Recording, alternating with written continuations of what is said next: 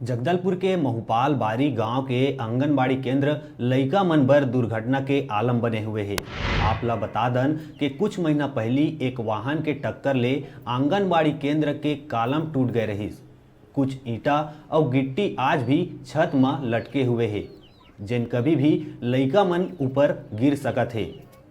आंगनबाड़ी कार्यकर्ता एक शिकायत कई बार सरपंच ले करे है, फिर आज तक एक अति ध्यान नहीं दे गई। आंगनबाड़ी कार्यकर्ता मुक्ता यादव बताइस के ए आंगनबाड़ी केंद्र में 16 लइका है, जिन लगातार आंगनबाड़ी केंद्र आवत है। डर ए है कि कोनो लइका ऊपर झन गिर जाए, कोनो बड़का हादसा झन होए। बहरहाल लइका मन लटकत ईटा के नीचे पढ़े और खेले बर मजबूर है।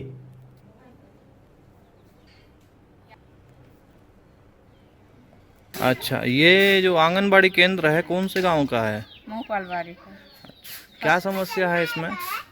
वो गिर गया है सर, अभी बरसात में ना, फिर बच्चे मन का दिक्कत जाएगा। तो आप शिकायत किए किसी से? हाँ, सरपंच से बोली हूँ। क्या बोले सरपंच?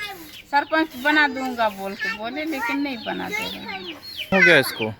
हो गया साल भर। अच्छा, बच्चे ऐसे रह रहे हैं? जी, कितने बच्चे हैं?